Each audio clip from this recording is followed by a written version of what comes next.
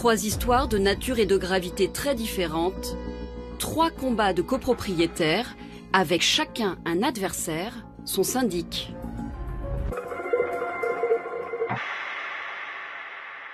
À Saint-Brieuc, l'affaire est encore plus grave. Caroline a dû quitter précipitamment son immeuble jugé dangereux. On n'est pas à l'abri d'y pénétrer sans risque. Voilà. D'où le casque. Elle dénonce l'inaction de son ancien syndic. Son immeuble est rongé par un champignon qui attaque le bois. C'est un cauchemar. On vit avec ça depuis 2008 que je demande à ce qu'on fasse ne serait-ce qu'un entretien normal de cet immeuble. Et bonjour, c'est Nicolas de Immobilier Compagnie, je suis super content de te retrouver dans cette émission. Et dans cette émission, on va parler du syndic. Et avant même de commencer, merci à Bruno de m'avoir parlé de cette émission, parce que je regarde pas la télé et sans lui, j'aurais pas su qu'il y avait eu ça. Et franchement, énormissime. Je vais pas te mentir, j'ai regardé qu'une partie. Rapidement, j'introduis direct dans le vif du sujet. Avant de te donner l'usage, bien sûr, il faut que tu saches que j'ai été gestionnaire de syndic. Il faut que tu saches que pour obtenir ton diplôme, tu dois être gestionnaire de syndic. En gros, pour te la faire courte, mais j'avais validé 8 matières sur 10 et les juges m'ont dit « Monsieur Popovic, si vous voulez avoir votre carte de gestion professionnelle, vous devez être gestionnaire de syndic. » Et gestionnaire de syndic, c'est le parent pauvre de l'immobilier. C'est vraiment, on va dire, mais un métier comme le marchand de biens où on n'est pas aimé bien par les personnes avec lesquelles on travaille. Alors je vais t'avouer une chose, j'ai beaucoup aimé ce métier. Métier que j'espère reprendre à un moment donné dans les mains un petit peu. Voilà, pas à temps plein comme avant, mais je pense que je vais le reprendre. D'ailleurs, je ne rentrerai pas dans le détail ici. Voilà, je vais me retenir. J'aurai plein de choses à dire. Par contre, je vais t'aider à le comprendre. Je suis l'auteur de 3 vidéos sur YouTube sur des articles de la copropriété qui sont très mal compris. J'espère t'amener des sources d'éclairage au travers de ces 3 émissions. C'est une trilogie. C'est une trilogie qui est un seul et même reportage que j'ai redécoupé. On va commencer par une affaire de marchand de biens et de syndic et de copropriétaires, parce que tu vois, c'est hyper intéressant. Puis ensuite, nous irons sur une affaire de syndic bénévole ou alors peut-être de sanctions syndicales. Enfin bref, peu importe l'ordre dans lequel je sortirai les émissions, car ces émissions se complètent. C'est en fait qu'une seule et même émission, mais découpée en 3. Bref, profite bien, mais avant, rappelle-toi l'usage. Pour aider ces émissions, pour la soutenir, j'ai besoin de tes étoiles et d'un commentaire là où tu écoutes l'émission. Ça m'aide à me référencer, à élargir l'audience. Je lis tous les commentaires, ça me fait extrêmement plaisir. Et puis là, franchement, je dois dire, je suis un peu vexé parce que ça fait longtemps que j'ai pas eu d'étoiles et un commentaire. Alors laisse-moi un commentaire et des étoiles là où tu écoutes l'émission. Sinon, tu peux aller sur le site Immobilier Compagnie dans l'onglet Programme. Il y a une seule formation, ça s'appelle 1 million. Tu cliques et on travaille ensemble. Sinon, tu peux aller toujours sur Immobilier Compagnie dans l'onglet livres, et là il y a des livres, tu cliques et tu peux soit recevoir les 100 premières pages de mon livre Devenir riche sans argent gratuitement, ou alors cliquer, recevoir le livre dans la boîte aux lettres. Enfin, et pour finir, je voudrais juste te rappeler que tu peux me soumettre les émissions que tu veux. J'ai beaucoup de contacts avec toi, avec vous tous.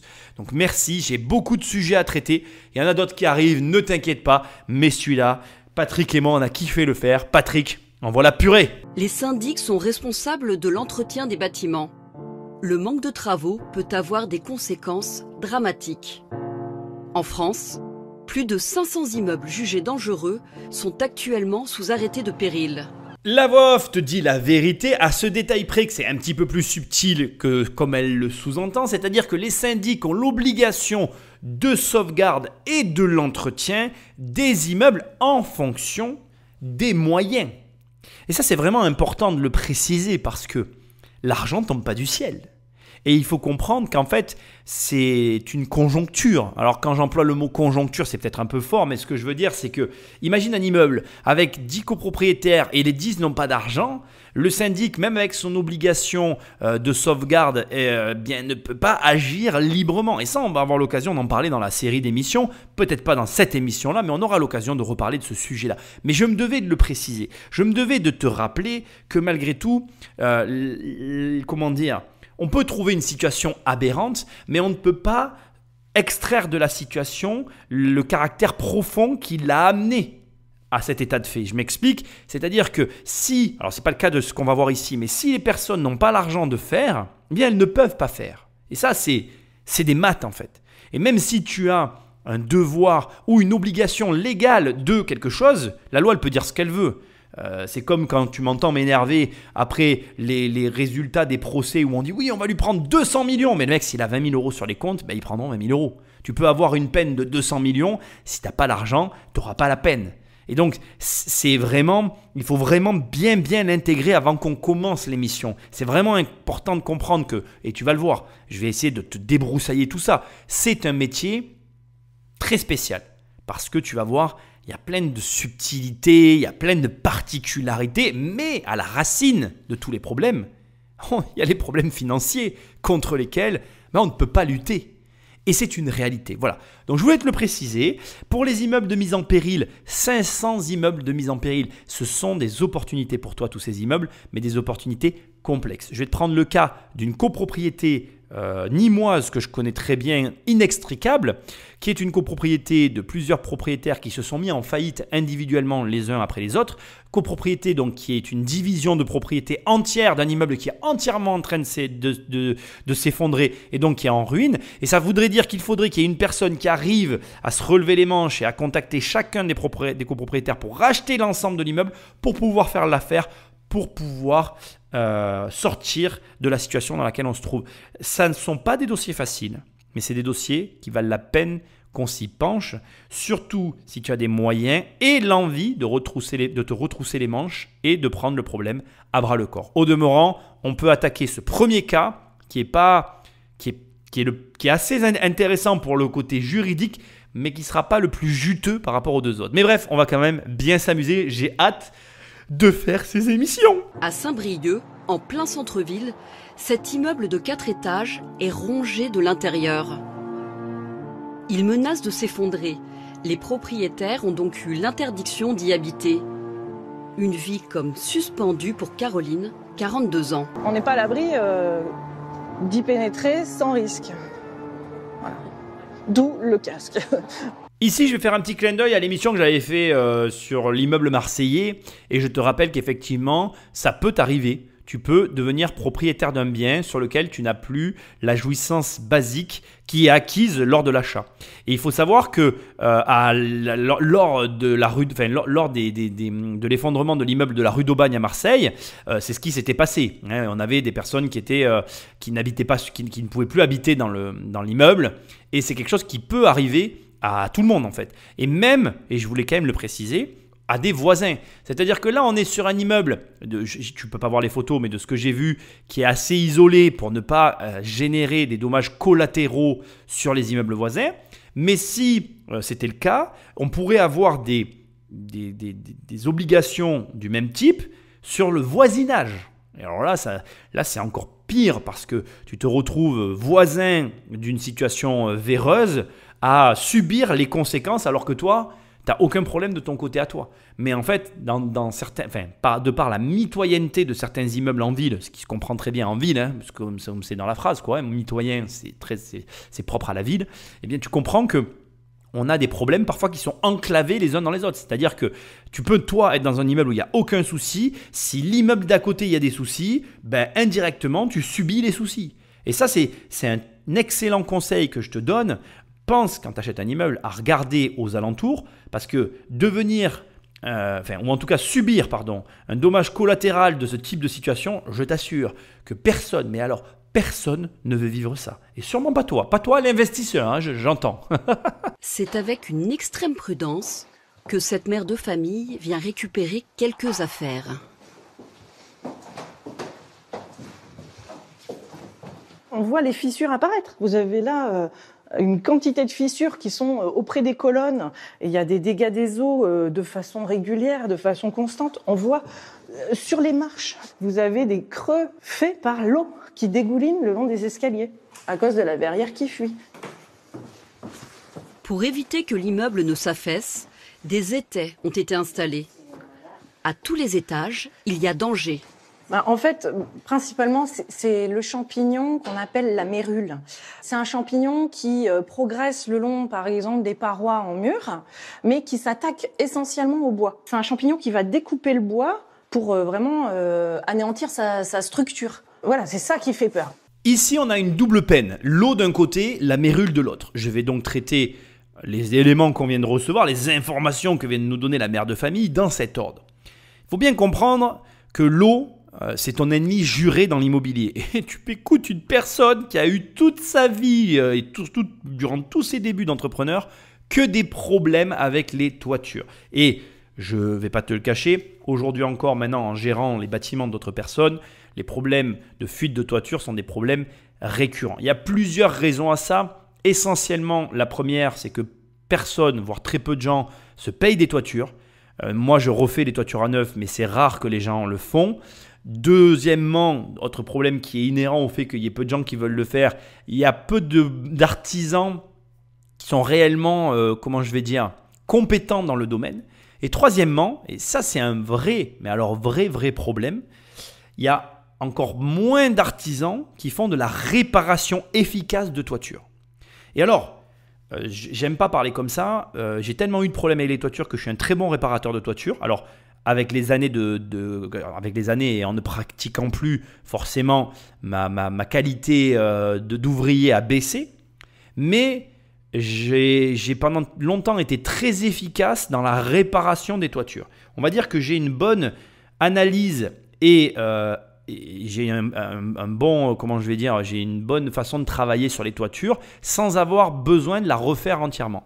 Pour mémoire, il y a encore une paire d'années, j'ai refait une partie de toiture, une petite surface d'un bâtiment qui nous appartient parce que je n'avais pas envie de payer un artisan pour le refaire entièrement. Ça m'a pris une demi-journée et 2-3 ans après, il n'y a toujours pas de fuite. Donc c'est vrai qu'il y a très peu de personnes qui savent vraiment bien réparer les toitures, qui connaissent les produits à utiliser, la façon de faire.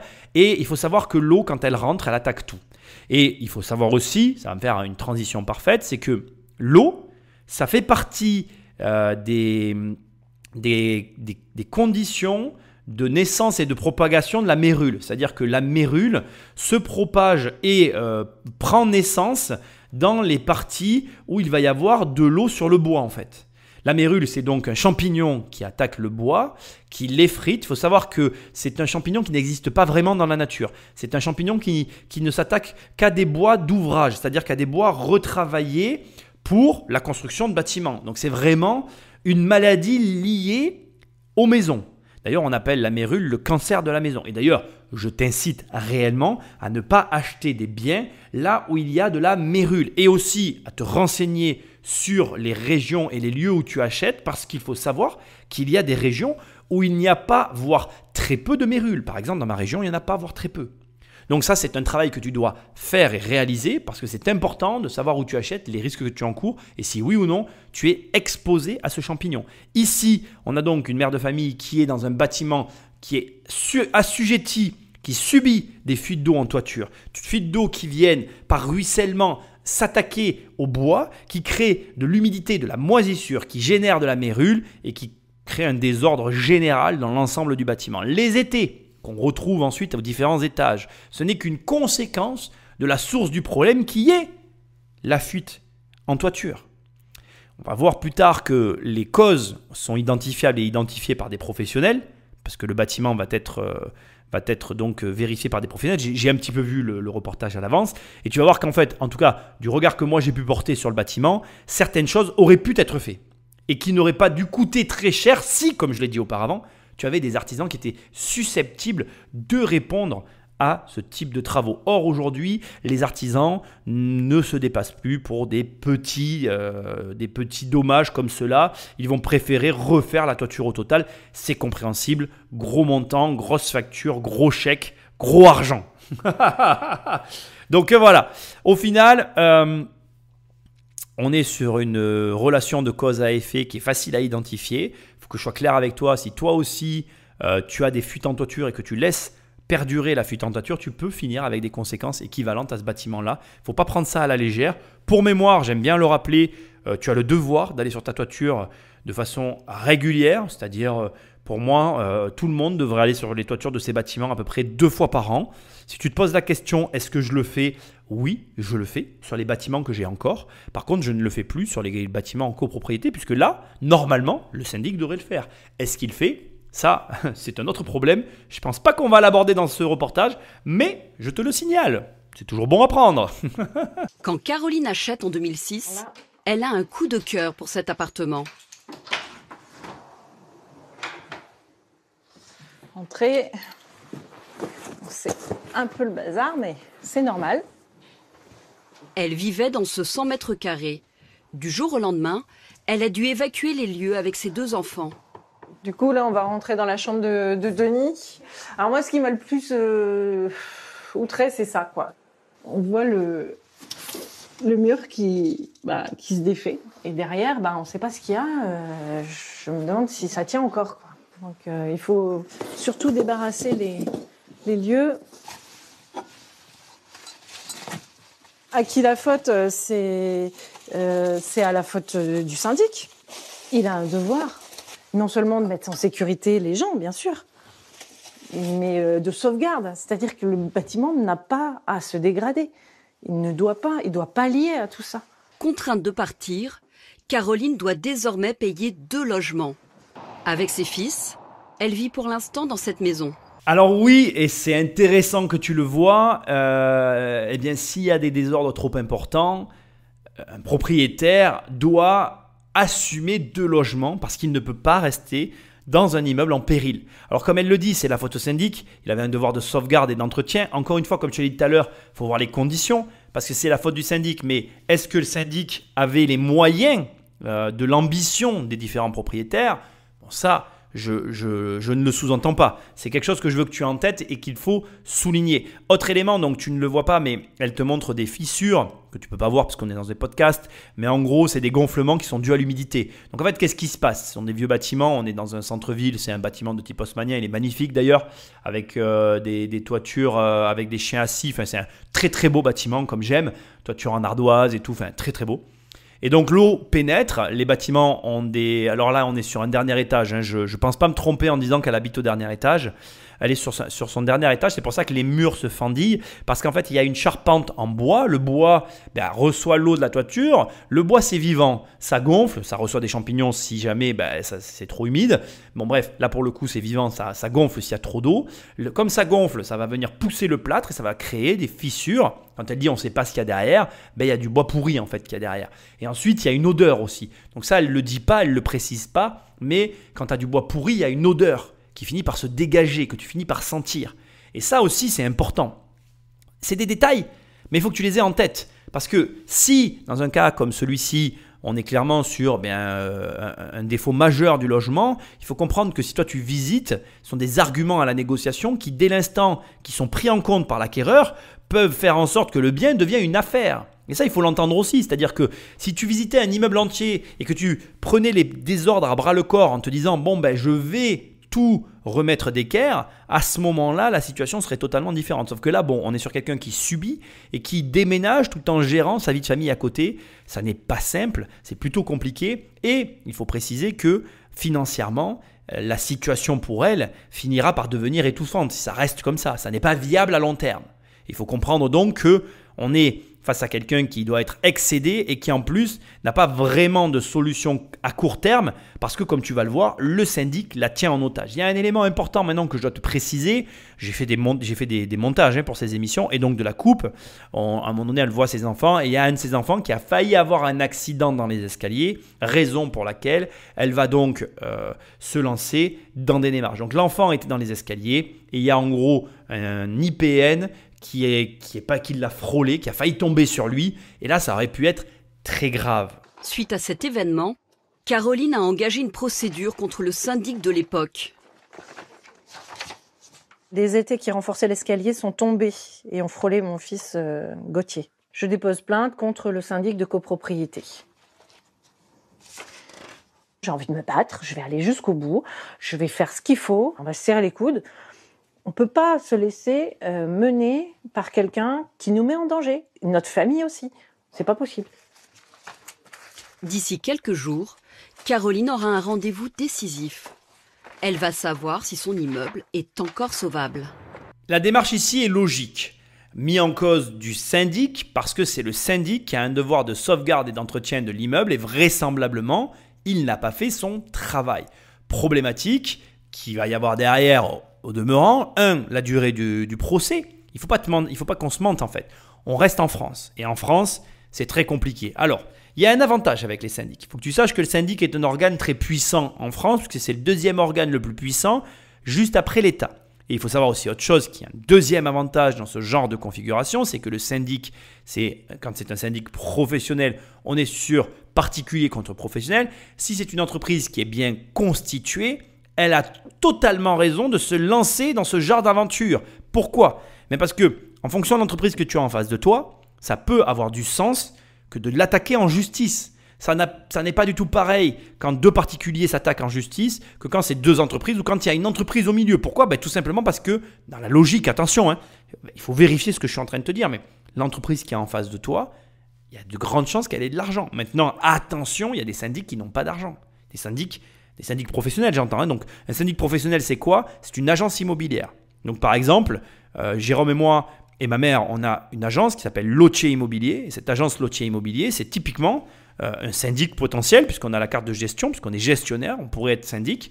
Et si tu valides le fait que la société elle a un chiffre d'affaires et qu'elle fait de l'argent, ça peut avoir du sens de l'attaquer en justice. Mais attention, cette même société peut très bien ne pas gagner d'argent et en perdre. Et alors là, ça n'a aucun sens de l'attaquer. Parce que oui, malheureusement, la justice, c'est avant tout une histoire d'argent. Et oui, que le syndic ait de l'argent ou pas, dans tous les cas, ça va durer très longtemps. Alors très longtemps, c'est relatif, mais ça va durer un temps certain, suffisamment long pour être embêtant au quotidien, surtout quand tu ne peux pas vivre dans ton appartement et que tu dois le payer. Donc moi je le dis toujours et je le dirai toujours jusqu'à la fin. Il vaut mieux un mauvais arrangement qu'un bon procès. Même si tu es sûr de gagner, un mauvais arrangement sera toujours plus rapide qu'un procès. Après, tu fais ce que tu veux. À Saint-Brieuc, le compte à rebours a commencé. L'immeuble de Caroline continue d'être rongé par un champignon. Pour le sauver, elle a décidé de passer à l'action. Bonjour, bonjour. Merci de nous accueillir. Oh bah, c'est normal. Bonjour, monsieur Carré. Bonjour. Si on peut se soutenir. Christelle est à la tête d'une association de victimes de syndic. C'est une bonne chose. Depuis quelques mois, elle accompagne Caroline et ses voisins, Yann et Philippe.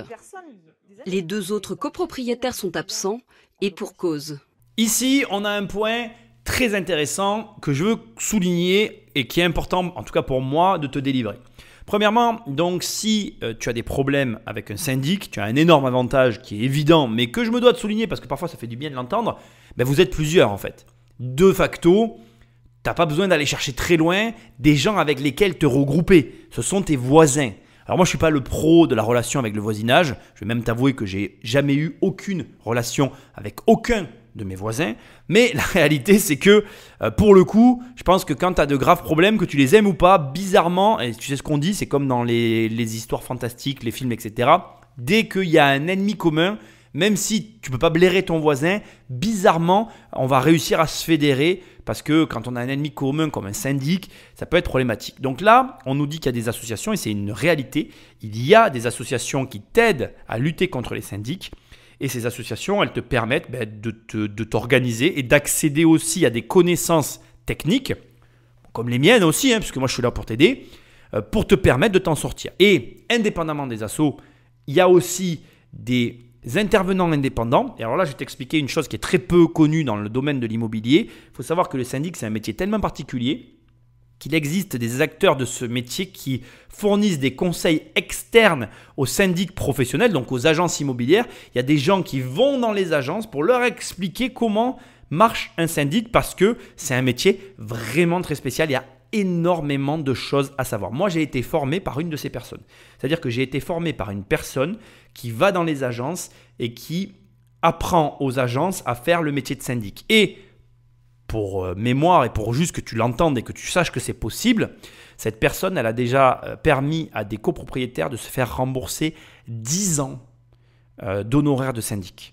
Parce que quand tu fais mal ton métier, eh bien, tu as des obligations quand tu es syndic professionnel. Il y a vraiment un cadre juridique qui est vraiment assez complexe à suivre. Et ce cadre, en fait, pour le suivre, il faut être très vigilant parce que si tu fais le moindre écart et que tu as une personne qui s'y connaît, qui a des connaissances étendues dans le droit du syndic, eh bien, on peut te demander le remboursement et ça peut aller très loin. Donc, on y va. Voilà la copro. Hein. Donc, moi je suis au dernier étage. Voilà. On peut tirer un voilà. Donc, j'ai 5%. Voilà. Ensuite, donc l'étage avant, puisque mes parents sont décédés, ça leur appartenait, et on a à peu près 30%. Ok. Et à l'entresol, Philippe pour 4%. D'accord.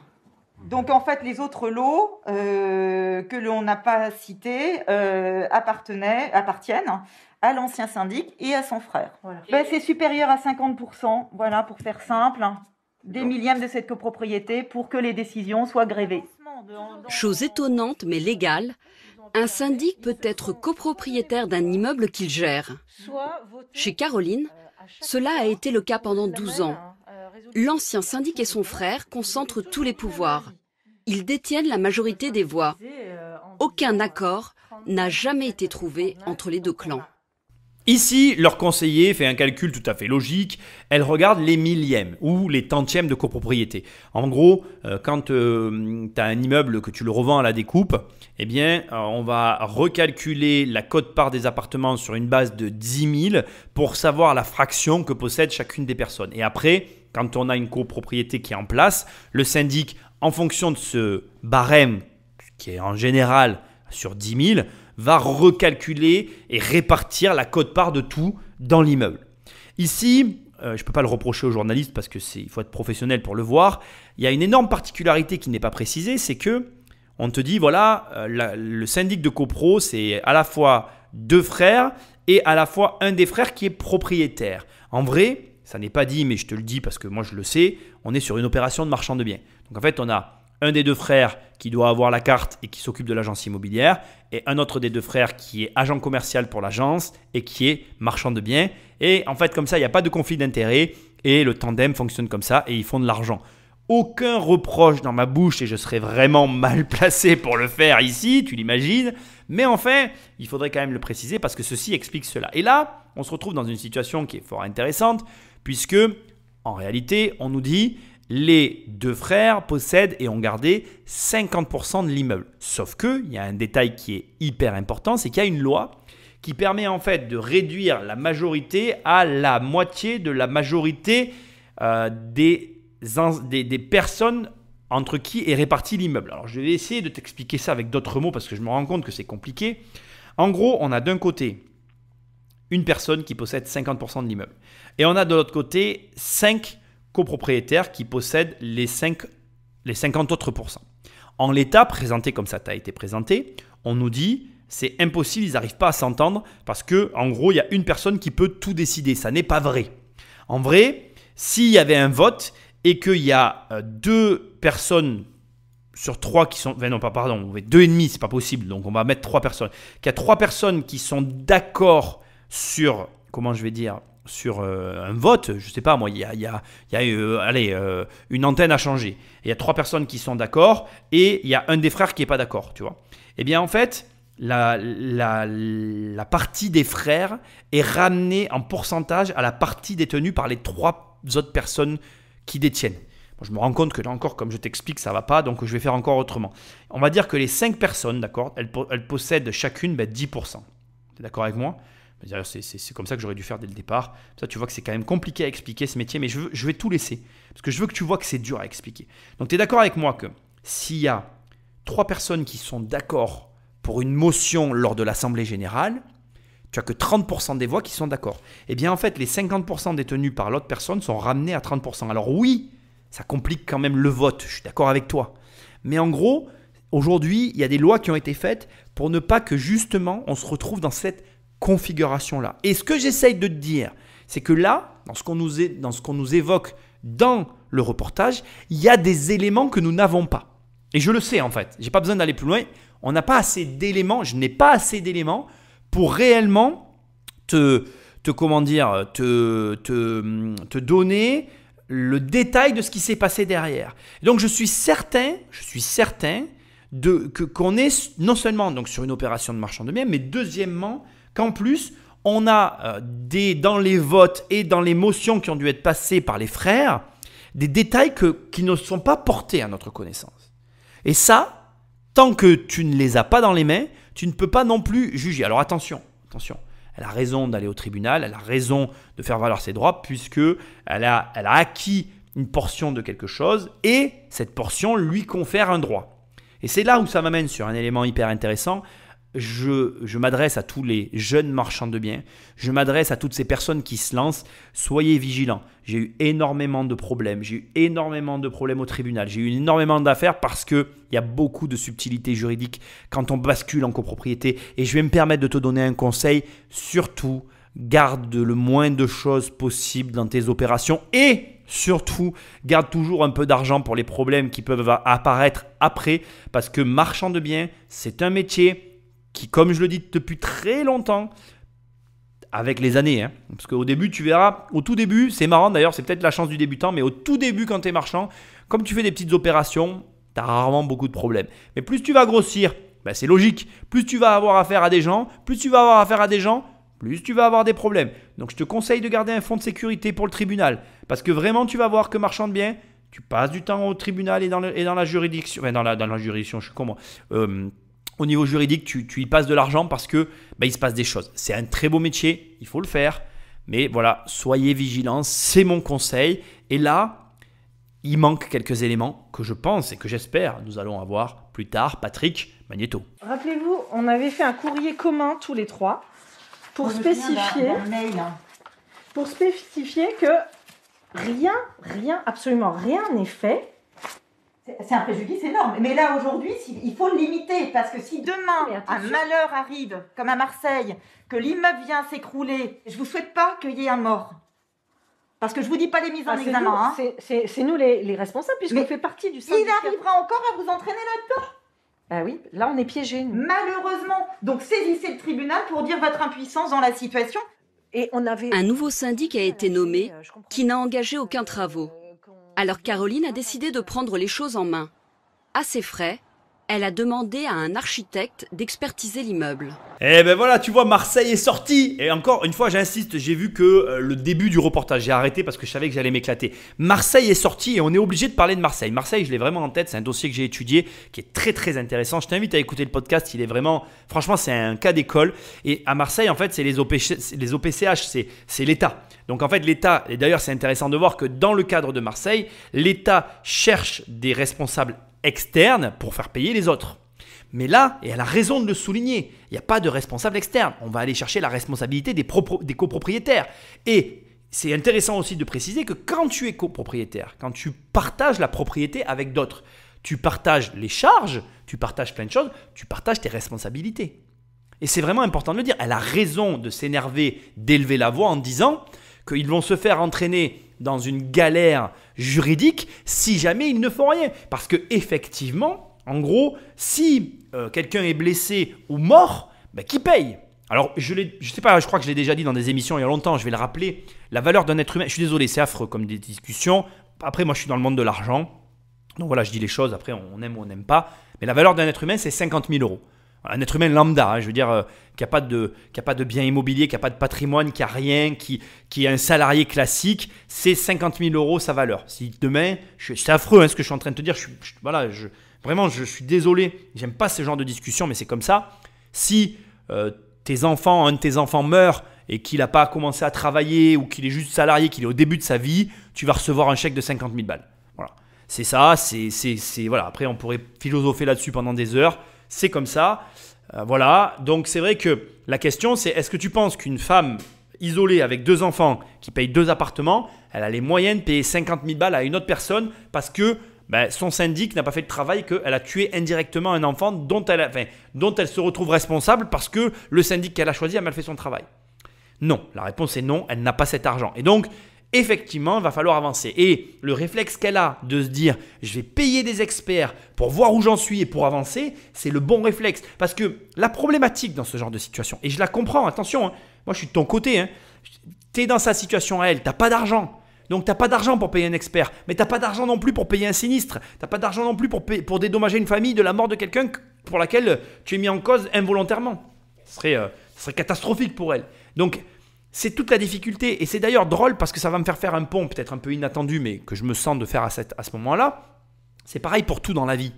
Les gens, de manière générale, et toi, oui c'est à toi que je parle, agissent toujours trop tard. Moi, combien de fois je vois de personnes, de gens autour de moi qui me disent « Ah, j'ai ça dans mon garage, il faudrait que je le vende. » Ils le vendent 3 ans après, le quart de la valeur qu'ils l'auraient vendu tout de suite, le jour où ils m'ont dit il aurait fallu le vendre. Ce que j'essaye de te dire, c'est que pour des raisons financières, trop souvent, tu fais traîner les choses, alors que tu devrais agir maintenant. Alors arrête de repousser au lendemain ce que tu dois faire maintenant, parce que le coût de ce que tu vas subir demain est 10 fois supérieur au coût de ce que tu subirais si tu le faisais maintenant. Et je te blâme pas, parce que je l'ai fait moi aussi cette erreur. Et si je suis en train de te mettre des petites clacos derrière les fesses, derrière le cucu pampan comme ta maman faisait quand tu étais bébé, c'est parce que je sais, parce que j'ai fait moi aussi l'erreur.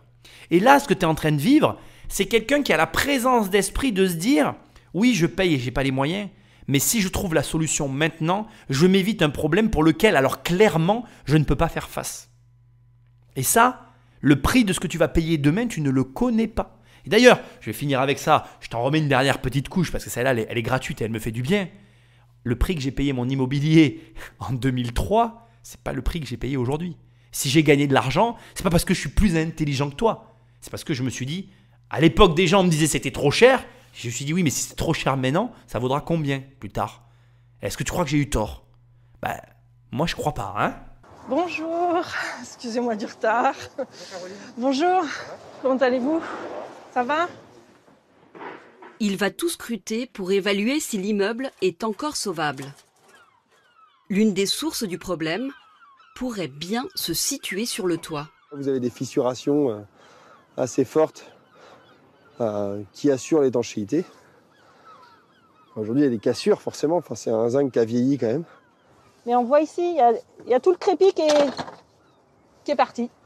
Donc tôt ou tard, l'eau qui dégouline, qui dévale, elle va venir s'incorporer. C'est rien que là. Et le plus grave, c'est la mérule. Le 3e étage est le plus atteint par ce champignon. Et là, vous avez quoi dans la main? Ça, c'est de la mérule. C'est un bel exemple.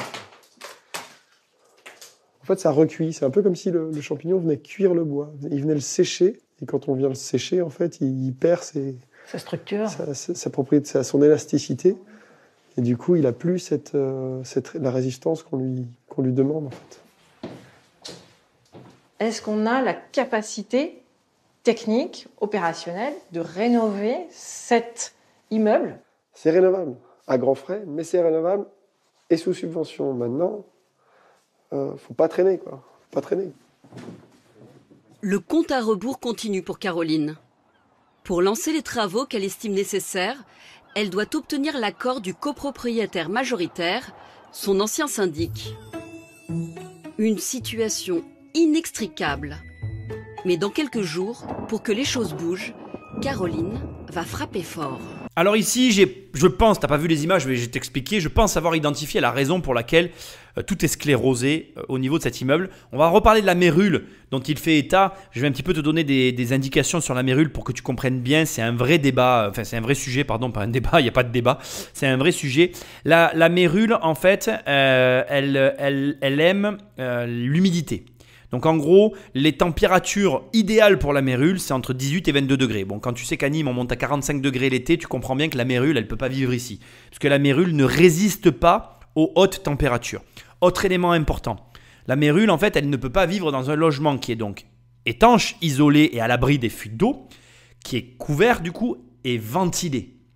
Alors ça, c'est un sujet aussi dont je pourrais te parler des heures, mais bon, j'ai eu beaucoup de locataires d'habitation à une période de ma vie. Et je peux te dire qu'il y a très peu de locataires dans l'habitation qui aèrent réellement leur logement. Je me suis battu pendant des années et des années avec de nombreux locataires pour leur dire « Vous devez ouvrir vos fenêtres 1 heure par jour. » Et je te le dis à toi, 1 heure par jour, est-ce que tu le fais? Même ma femme ne le fait pas. Et je ne l'engueule pas parce que je le fais moi. Mais en fait, c'est l'entretien de ton logement que d'ouvrir 1 heure par jour. Moi, je vis les fenêtres ouvertes. Alors, tu vas me dire, oui, Nicolas, tu habites dans une région où il fait chaud. Mais je dors, je ne dois pas le dire, je dors la nuit avec les fenêtres ouvertes. Donc, tu vois, ce que j'essaye de dire, c'est pour toi, en fait. Je ne suis pas là pour te raconter ma vie. J'essaye de t'expliquer qu'un logement, c'est quelque chose qu'on entretient. Et il n'y a personne qui peut t'aider à entretenir ton logement, que ce soit toi comme les autres. Mais après, c'est à toi de faire ce travail déjà chez toi pour ensuite pouvoir le demander aux autres. Si toi-même, tu aères pas chez toi, je te vois mal aller demander aux autres d'aérer leur logement. Voilà. Donc ensuite, je le répète, je te l'ai dit, la mérule, c'est comment on appelle, c'est un champignon qui s'attaque à des bois d'ouvrage. Ça veut dire que ce sont des bois avec de la cellulose à l'intérieur. Ce sont des bois qui sont retravaillés pour être dans les logements, pour faire les charpentes, les planchers de certains logements anciens qui sont en bois traités à cet effet, etc. C'est donc quelque chose de très particulier. Voilà. Et ça attaque aussi un certain type de bois. Bon, voilà, je ne vais pas rentrer, je ne suis pas là pour t'apprendre tout sur la mérule, mais donc voilà. Ensuite, il y a un autre élément qu'on vient d'écouter qui est très intéressant. Ils sont donc montés sur le toit. Elle a expliqué, tu l'as entendu, elle a dit que le bois, le crépi s'est frité. Oh là là, j'y vais y arriver. Mais surtout, j'ai vu quelque chose que tu ne pouvais pas voir et que je vais te délivrer maintenant, qui est pour moi une des raisons, à mon avis, pour lesquelles la situation est sclérosée. C'est que la toiture de cet immeuble est en zinc. Et une toiture totale en zinc. Alors, je ne sais pas si tu sais ce que ça coûte le zinc. Ça coûte très cher. C'est comme les toits à Paris. Et sauf que quand tu dois refaire une toiture entièrement en zinc, ce n'est pas le même prix qu'une toiture normale. Donc à partir de là, il y a une dimension financière qui vient s'ajouter à la situation dans laquelle se trouve la copropriété. Et donc, je pense que, en tout cas c'est mon opinion personnelle, je pense que c'est une des raisons pour lesquelles les frères ne veulent pas bouger, parce qu'ils ne veulent pas mettre un sou dans le bâtiment. Voilà, on va le voir ensemble. Ensuite, c'est intéressant de voir que les architectes disent que ça n'est pas trop tard, ça n'est jamais trop tard, mais plus le temps passe, plus bien évidemment ça va coûter cher. Donc, à mon sens, il y a des solutions. Après, bien évidemment, ce n'est pas à la minorité à payer pour la majorité, mais il faut savoir que dans les copros, ça peut se pratiquer comme ça et que la copropriété a la possibilité de saisir les propriétaires de leurs biens pour les revendre et rembourser les copropriétaires qui auraient fait l'avance pour les autres. Alors le problème, c'est qu'on est sur des quotes-parts qui sont trop importantes pour que ça arrive, mais quand les quotes-parts sont plus modérées, par exemple quand c'est un immeuble de 50 logements et qu'il y a une personne qui ne paye pas sa fraction de charge de copropriété, eh bien tu peux payer pour lui et au bout, alors la procédure dure en moyenne 10 ans, au bout de 10 ans, tu récupères ton argent par la vente du lot sur lequel il n'y a pas eu les paiements des charges. Voilà, donc je ne sais pas à quel moment se passe ce reportage, mais ce que je pense dans un petit coin de ma tête, c'est qu'il a quand même, il date un peu, parce que déjà elle dit qu'elle a acheté en 2006 et la loi Allure a revu la répartition, et j'insiste, c'est vraiment important de l'entendre. Aujourd'hui, ça n'est plus comme ça. Il y a la loi Allure qui a revu la répartition des charges, la répartition des copropriétaires, pour justement que ce genre de situation n'arrive plus, parce que c'était anormal et qu'il y avait énormément de marchands de biens qui abusaient de ce genre de position dominante. Et donc, bon, voilà, je veux aussi te rassurer sur le fait que ça n'est plus vraiment possible, ça ne peut plus réellement se passer comme ça. Je ne sais pas à quelle date a été tourné ce reportage, mais j'ai pas l'impression que c'est récent. On continue. À Saint-Brieuc, dans l'immeuble de Caroline, des travaux de sauvegarde n'ont jamais été réalisés. Et l'ancien syndic, qui est aussi le principal copropriétaire, a peut-être à y gagner. Bonjour Christelle. Ça va bien? Ouais. Entrez. Ouais. Caroline reçoit Christelle de l'association de défense des copropriétaires. Celle-ci a enquêté sur le passé de son ancien gestionnaire.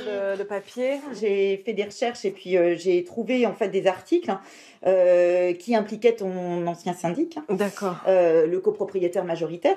Là, le coût immobilier relevait de l'escroquerie. En 2008, son ancien syndic a été condamné dans cette affaire de promotion immobilière. Il était dedans comment? En fait, ils ont racheté un immeuble pour 2 €. Ils l'ont revendu 146 000 €, 3 ans plus tard. Ah ouais, 3 ans plus tard? Voilà. Ils achètent à 2 €? Ouais, et ils font une plus-value et ils revendent 146 000. Il y a 4 professionnels de l'immobilier impliqués. Hein. Ils sont tous... L'ancien syndic assure ne pas s'être enrichi et avoir seulement prêté de l'argent à un ami. L'immeuble cité dans l'article était d'une grande vétusté, ce qui a permis à des professionnels de l'immobilier de l'acheter à un prix dérisoire. C'est pour ça que... Voilà. Le même type d'histoire pourrait donc se produire dans l'immeuble de Caroline. Tirer le bénéfice. Je suis pas mauvais quand même, hein. Ah là, j'ai eu le nez creux là. C'était obligé, ça sentait le marchand de biens à plein nez, c'était obligé. Ah là là. Et tu vois, c'est marrant, alors là je vois des dates 2019, donc par contre je me trompe sur les dates, j'ai l'impression que c'est vieux, mais ça a l'air récent. Je suis perplexe parce que là, dans le reportage, on voit des dates et sur les papiers, on voit 2019. Alors bon, par contre, bon. Je suis pas là pour... j'enquête un peu en même temps. Moi, je suis là pour t'expliquer la copro dans cette émission. Point intéressant, ils achètent un immeuble à 2 €, ils le revendent 146 000 €. Si tu te dis, oui, c'est plus possible de faire des affaires dans l'immobilier, en tout cas, il y en a qui arrivent très très bien. De 2 à 146 000 €, il y a une sacrée marge. Là, ça fait mal ça fait mal. Je te laisse y réfléchir. Alors, là encore, je reste convaincu dans la démarche que je t'ai décrite. Je ne vais pas te la redécrire puisque je l'ai fait juste avant. Par contre, du coup, ça sent mauvais pour la copropriétaire parce que là, elle est en train de découvrir le subterfuge. Et à mon avis, ça ne va pas se passer comme ça parce que c'est toujours pareil. Mieux tu connais une situation, plus tu la maîtrises, plus tu sais ce que tu peux faire, plus tu tiens l'autre finalement en otage. Comme quoi, le savoir, c'est vraiment le pouvoir. Donc on a le lot en éléments constitutifs à 1 €. En 2018, l'ancien syndic achète un appartement pour seulement 1 € dans l'immeuble de Caroline. 1 €. C'est-à-dire que, faut dire que l'appartement, là en l'occurrence, qu'il a repris à 1 €, il fait quand même 300 mètres carrés. C'est clair. La manœuvre, elle est clairement identifiée. Il va vouloir ne pas faire les travaux ou faire un strict minimum, que ça finisse par perdre totalement de la valeur pour nous en dégoûter et lui céder pour l'euro symbolique comme il a fait. Et voilà. Un scénario que conteste l'ancien syndic. Caroline l'appelle pour tenter de renouer le dialogue. On en prend plein les oreilles. Alors effectivement, là c'est intéressant parce que là on t'explique une manœuvre qui est une manœuvre immobilière effectivement. C'est-à-dire que ça ne s'est pas passé comme je te l'ai dit tout à l'heure. Et c'est intéressant, tu vois, j'avance avec toi, je découvre avec toi. Donc qu'est-ce qui s'est passé ? En fait, on a un immeuble, il y a des logements donc les deux frères sont syndics professionnels, ils prennent connaissance qu'il y a des logements qui vont se vendre pour insalubrité à 1 € symbolique, ils les rachètent, ils se mettent à posséder 50% de l'immeuble. Du coup, ils se disent quoi ? Ils disent que comme moi j'ai des parties insalubres, je vais rendre tout l'immeuble insalubre pour racheter le reste. C'est une manœuvre qui est décrite ici par les deux personnes, qui n'est pas forcément vraie, c'est une supposition, mais c'est une manœuvre réelle, existante, que tu peux mettre en œuvre. Une fois que tu rachètes l'ensemble des logements à bas coût, là tu rénoves et tu revends très cher. C'est tout à fait possible en fait. Et ça te montre que en connaissant bien le droit immobilier, en n'allant pas chercher, en ne me sortant pas des excuses pourries, en me disant oui j'habite à Paris, c'est pas possible. Tu peux faire ça à Paris mec, hein. Tu peux faire ça partout. C'est de la connaissance pure. Alors là vraiment on est dans le cœur du travail. Après tu vas me dire mais comment on fait pour ça ? Et forme-toi. Le mec dégueulasse. Ben déjà, on va pas se mentir, je vais pas te répondre ça, c'était de l'humour. Déjà, le fait est que la première manière d'avoir accès à ce genre d'affaires, ben, c'est d'avoir des biens dans des syndics. Moi souvent non c'est pas vrai. Parfois on me dit Nicolas, est-ce que tu as des biens dans des syndics ? Ben oui, j'ai des biens dans des syndics. Pourquoi j'ai des biens dans des syndics ? Ben maintenant tu sais. Et c'est une stratégie aussi. De se dire, je suis aux premières loges dans ce syndic s'il y a quelque chose qui se vend. C'est une stratégie. Est-ce qu'elle est bonne ? Ben oui, elle peut être bonne. Après, il faut aussi choisir stratégiquement l'immeuble dans lequel on le fait. Donc voilà. Écoute, la vérité, c'est qu'elles décrivent ici une manœuvre qu'elles perçoivent par une enquête qu'elles ont fait, puisque apparemment les deux frères sont habitués de ce genre de situation. Ça ne veut pas dire qu'ici, ils essayent de faire la même chose. Ça veut juste dire qu'ils savent faire. Après, ils peuvent, et ça il faut aussi l'entendre, parce que là, je veux le préciser, c'est mon cas. Moi par exemple, j'ai vendu là actuellement mon patrimoine, je suis en train de racheter, Et j'ai gardé dans mon patrimoine des biens à rénover que je ne rénove pas. J'ai des biens qui sont à rénover depuis 2018 dans lesquels je n'ai pas encore mis les pieds. J'ai des biens qui sont en train d'être rénovés. Non, je n'ai pas de biens qui sont en train d'être rénovés, c'est pas vrai. Mais tu vois ce que je veux dire? J'ai plusieurs... là, on a fini tout ce qu'on avait à faire. On va se mettre sur les biens qu'on a à rénover. Ce que j'essaye de te dire, c'est qu'on avance selon un ordre. Et c'est possible aussi que ces deux frères-là, ils aient plusieurs affaires en cours et qu'ils font dans l'ordre dans lequel ils ont prévu de faire. Et ça aussi, il faut que tu l'entendes. Ça n'est pas... L'immobilier, c'est très particulier parce que demain, tu vas avoir une affaire qui va se présenter, il faut la saisir. Moi, par exemple, aujourd'hui, je suis en train de résorber petit à petit, d'avancer dans mes rénaux et d'avancer dans ce que j'ai à faire. J'avance selon un ordre, selon un calendrier que j'ai prévu, parce que c'est comme ça que je veux que ça se fasse et pas autrement. Et ça aussi, ça peut être aussi une des stratégies que les frères emploient et dont on n'aura pas la réponse parce que je ne pense pas qu'on voit les frères dans l'émission. On va écouter ce qu'ils ont à dire au téléphone, mais on ne les verra pas. Et ce que je veux te dire, c'est que ça n'est pas aussi simple que de déduire comme elles le font parce qu'il a fait ça, il refait la même chose. Non, ça ne marche pas comme ça. L'immobilier, c'est stratégique. Il y a des opportunités qui se présentent. Il faut les saisir quand elles sont là. En immobilier, c'est celui qui est capable d'aller le plus vite et de saisir le plus rapidement l'affaire qui gagne. C'est tout. Donc, ils le savent parce que c'est des métiers, c'est des professionnels, c'est des acteurs du marché comme moi, c'est des professionnels. Ils savent comment ça fonctionne et on avance comme ça. Ok? On va voir ce qu'ils ont à dire au téléphone parce que ça va être intéressant, j'en suis sûr. Oui, allô? Oui, bonjour. Bonjour. Je vous cache pas, je suis à bout. Et quelle est la finalité pour vous? Il n'y a pas de finalité. Si, la finalité, c'est que je veux que cet immeuble retrouve un état normal. Vous voulez des travaux, mais on n'en a jamais fait au jour d'aujourd'hui, vraiment des gros conséquents. Donc c'est quelque chose de nouveau pour Stocopro. Moi, on m'a empêché de faire mon travail dans ce dossier-là. Selon l'ancien syndic, ce seraient les copropriétaires qui auraient fait blocage aux travaux proposés.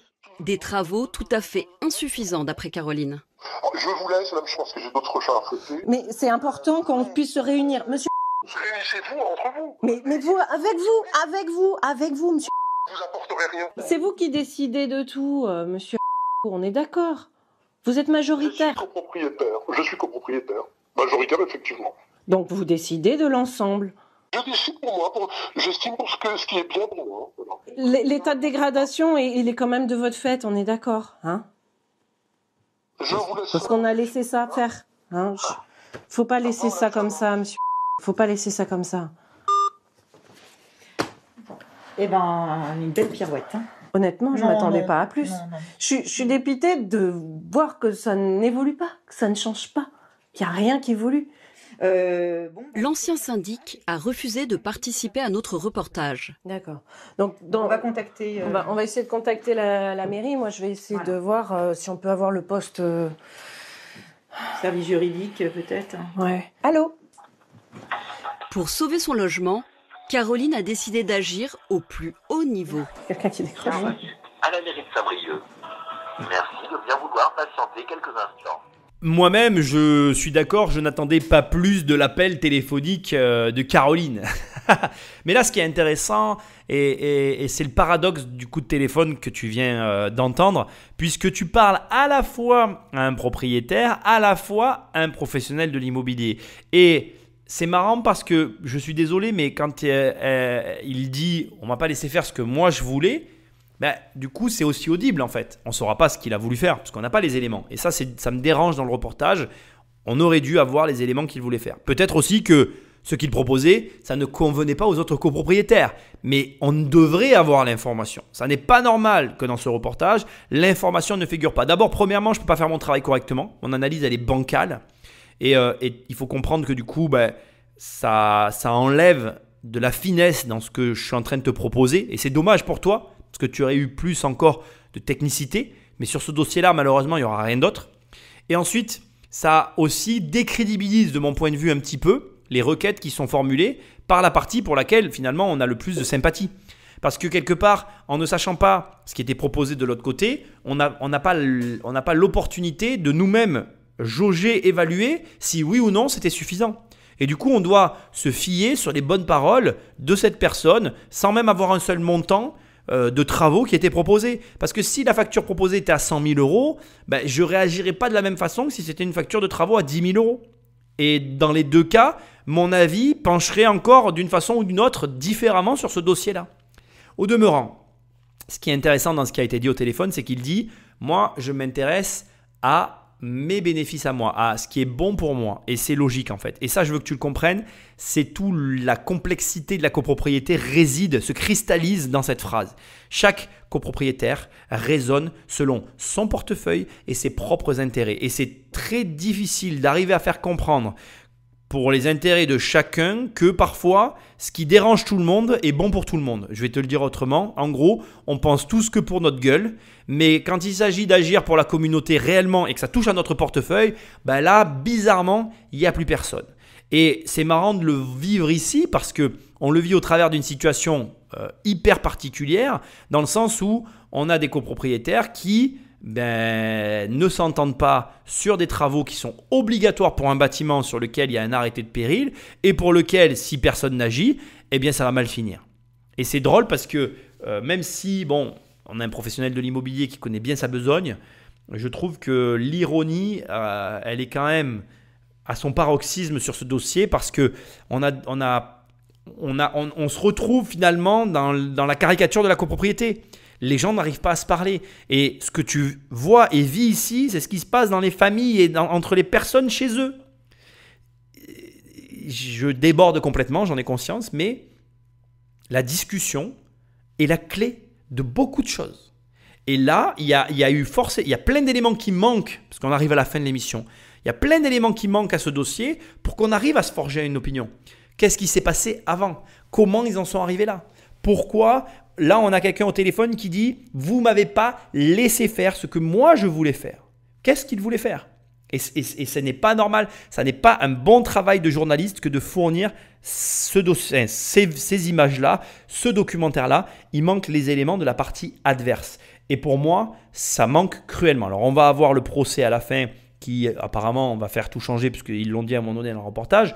Moi, j'ai des doutes. Maintenant, ce que je voudrais te préciser, c'est que cette situation-là, elle est extrême. On est dans l'extrême de la copropriété. Ça existe. Moi, pour petite info, parce que je pourrais te raconter plein d'histoires, j'ai été gestionnaire de syndic. Moi, j'ai assisté à une réunion de copropriétaires. C'est un marchand de biens qui avait acheté un immeuble entier et il avait vendu un appartement. Et c'était un peu pareil. La personne, quand elle venait à l'agence, elle disait qu'elle avait acheté dans un nid de serpent. Et c'était vrai en fait. Elle était acculée. Elle était complètement prise en otage par le marchand qui faisait ce qu'il voulait. Et surtout qui faisait pas ce qu'elle voulait. Et du coup, elle était mal en fait parce que elle se reprochait tout d'avoir acheté, etc., etc. Et c'est compréhensible parce que dans une situation comme celle-là, le grand malheur, c'est le sentiment que tu ressens pour avoir assouvi finalement ton rêve. Les gens rêvent d'être propriétaires, ils deviennent propriétaires et là d'un coup, ils découvrent les pires côtés de la copropriété. Et je veux le préciser parce que je n'aurai peut-être pas l'occasion de le préciser, mais je le redirai à mon avis dans toutes les autres émissions. Il faut savoir que la copropriété, elle est vécue totalement différemment si tu es propriétaire occupant que si tu es bailleur. Je vais t'expliquer pourquoi ça tient à une seule et unique raison. Un bailleur, il a un rapport financier à la chose. Et donc, même s'il perd de l'argent avec la copro, il en gagne avec son appartement. Ça transforme complètement son rapport à la copropriété. Alors qu'un propriétaire occupant, non seulement il paye tous les mois pour habiter là, mais en plus, il a la sensation de perdre de l'argent avec la copro. Et ça cristallise tous les problèmes que peuvent représenter la copropriété. Et c'est un chantier énorme, la copro, dans le sens professionnel du terme. Et pour moi, il y a des enjeux colossaux qui se jouent là derrière. Parce que c'est aujourd'hui, tel que c'est fait en France en tout cas, c'est discutable. Et c'est discutable pourquoi, et on va le voir maintenant, parce que derrière la justice, en plus, ne fait pas son travail. À Saint-Brieuc, les choses avancent enfin pour Caroline. Le maire a accepté de la rencontrer avec tous les autres copropriétaires. Bonjour monsieur le maire. Bienvenue, rentrez. Merci. Rapidement, j'interviens. Question, pourquoi la mairie les reçoit? Pourquoi, à ton avis, la mairie les reçoit? Parce que déjà, dès l'instant que l'immeuble est mis en péril, ça relève de la mairie. C'est la mairie qui est impliquée dans le fait de frapper un immeuble de mise en péril ou d'insalubrité. Et deuxièmement, il faut savoir que Alors, encore une fois, j'ai un problème d'évaluation de date avec ce reportage parce qu'il y a des choses qui me font dire que ça date d'il y a longtemps et des choses qui me font dire que non. Donc, je ne vais pas m'étaler sur la question. Mais depuis l'effondrement de la rue d'Aubagne à Marseille, il y a déjà de gros enjeux autour de l'état des bâtiments en France. Tu n'es pas sans savoir aussi qu'il y a cette fameuse loi climat qui arrive derrière, qui pousse aux fesses pour dire qu'il faut que nos bâtiments soient nickel.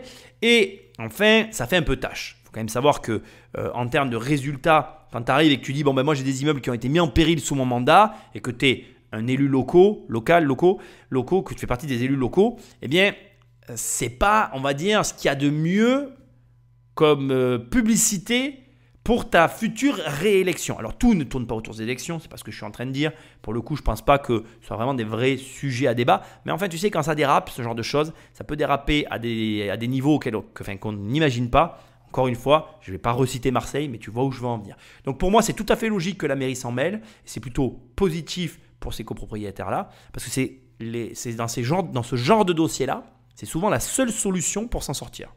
Donc j'ai bien à peu près tout le monde, sauf un propriétaire qui nous a écrit nous disant qu'il ne souhaitait pas être présent. L'ancien syndic est le grand absent. J'en appelle les autorités, quelles qu'elles soient, pour me défendre, de préserver mon toit. Moi, je suis ici aussi pour que l'on puisse permettre l'avancement du dossier et surtout des travaux dans le bon sens. Cette situation doit changer de niveau. Et il faut qu'on change de braquet et d'outil. Donc il y a un nouvel outil que nous avons délibéré pour mettre en place qui s'appelle un outil de ORI, qui est beaucoup plus ORI, pour Opération de Restauration Immobilière, un programme de travaux subventionnés qui permettrait à Caroline de réduire ses frais. Vous avez quand même le premier immeuble haussmannien de Saint-Brieuc, le plus bel immeuble de ce type, qui va redevenir ce qu'il aurait dû être depuis le début. Donc nous avons... L'ancien syndic ne pourrait pas s'y opposer. Je voudrais avoir l'assurance avec vous, la mairie, son service juridique, de mettre les outils vraiment en œuvre pour le contraindre à respecter les règles. Au bout de cette affaire, il y aura des sanctions. La personne ou les propriétaires qui ne voudront pas faire ces travaux, la collectivité sera au bout du bout obligée de se substituer à lui. Ça s'appelle une expropriation et puis c'est nous qui récupérerons le bien et nous ferons les travaux et nous recommercialiserons et ainsi de suite. Merci à toutes et à tous. Comme tu l'as entendu donc, subvention, et si refus de subvention et une mise en état, substitution, réquisition de la propriété pour remise en vente une fois les travaux effectués. Déjà je viens de valider la date avec en regardant les images, je n'avais pas percuté, ils ont des masques, donc c'est bien récent en fait, parce que s'ils ont des masques, ça peut pas être un vieux reportage. Ce qui me dérange le plus, c'est que je me suis habitué à voir des gens avec des masques. Ça me désespère. Bref, on va pas parler de ça. Donc, ce que je te disais, c'est que ce qui est hallucinant et que tu dois absolument noter, c'est l'importance d'avoir des biens bien placés. Qu'est-ce qu'il a dit? Vous êtes dans le plus bel immeuble haussmannien de la ville. On ne peut pas laisser ça comme ça. T'imagines?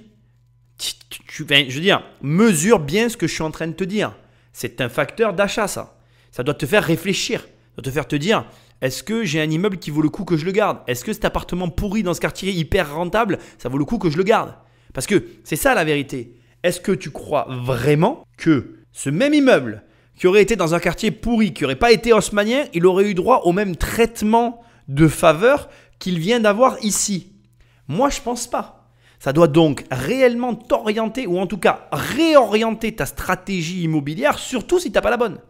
Parce que moi, quand je vois tous ces jeunes loups, investisseurs débutants qui me parlent que de rentabilité, les gars, la rentabilité, c'est bien joli, ça va à un moment, mais ça produit pas ce genre de résultats-là.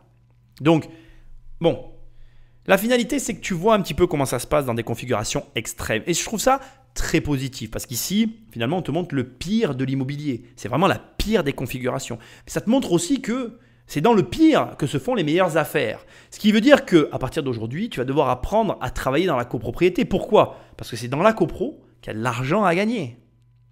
Je te laisse y méditer et on va écouter la fin de cette première partie de reportage. Comment vous expliquez qu'il ait laissé dégrader la situation? C'est sans doute une façon d'investir qui est on pousse les gens, on les presse, on évite qu'ils puissent réagir dans une situation où ils auraient pu avoir des aides, on fait les travaux au minimum. À la fin, votre bien est dévalorisé, vous le reprenez. Ça, je ne vais plus le laisser faire, ça c'est clair. Moi, je continuerai la bataille parce que déjà, le maire nous y encourage. Oui. Le maire nous y encourage et puis nous ouvre une voie pour pouvoir retrouver notre bien valorisé, habitable, exploitable, utilisable, quoi, tout simplement. Pour débriefer, pour faire le compte rendu. 2 mois après cette réunion, le copropriétaire, ancien syndic, est redevenu gestionnaire de l'immeuble et a entrepris quelques travaux. Mais le chemin permettant à Caroline de retourner dans son logement sera encore long. Définitivement, cette situation pour moi, elle n'est pas claire. La preuve, c'est quand même bien que la fin du reportage le précise, il a fait des travaux. Donc pour moi, il manque sur cette première partie, et c'est pour ça qu'on commence par celle-là, encore une fois, tout le pan de la partie adverse. Mais bon, après, ils n'ont pas voulu recevoir le reportage, mais ils auraient pu montrer, encore une fois, les devis qui avaient été proposés. Enfin bref, pour moi, on ne va pas refaire l'émission, il manque beaucoup de choses. On va résumer ce qu'on vient d'écouter et on va donc après en rester là et on passera à la semaine prochaine, à la prochaine émission qui va être tout autant intéressante. On résume. Donc on a une personne qui achète un appartement qui lui plaît, tout va bien, etc.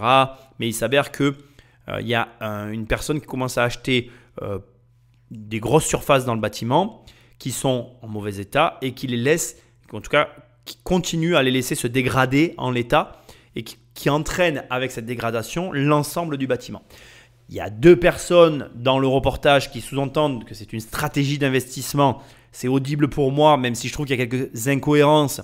Mais a priori, ça semblerait donc être sa stratégie d'investissement, puisqu'il y a eu quelques preuves d'apporter. Ça a l'air d'être un habitué de cette méthodologie de travail, avec pour objectif de racheter l'ensemble du bâtiment et de le revendre beaucoup plus cher que ce qu'il l'aurait acheté, enfin que ce qu'il l'a acheté en dégradé.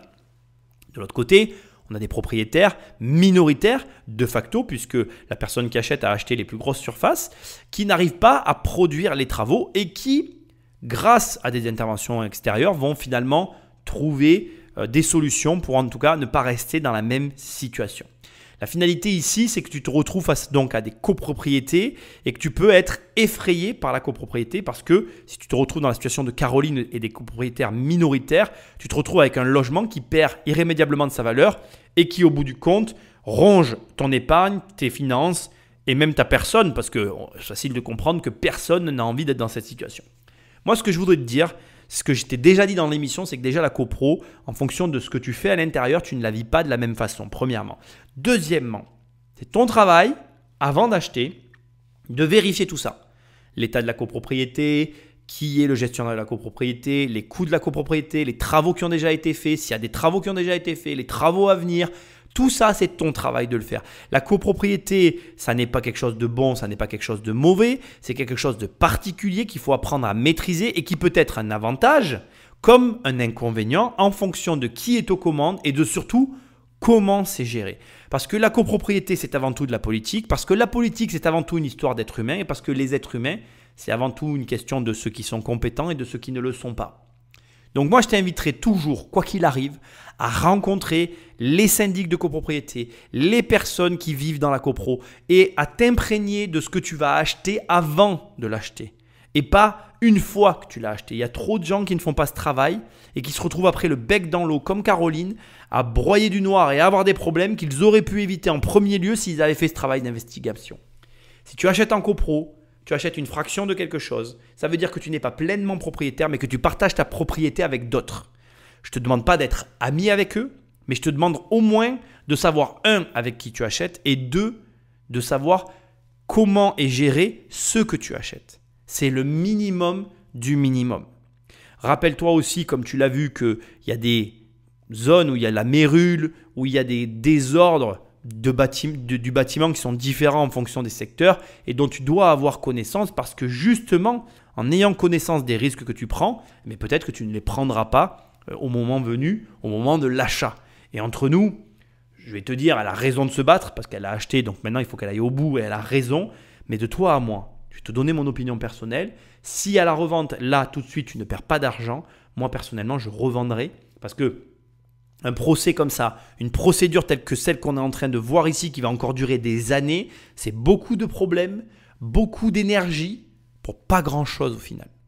Ça reste mon opinion, je voulais que tu l'entendes.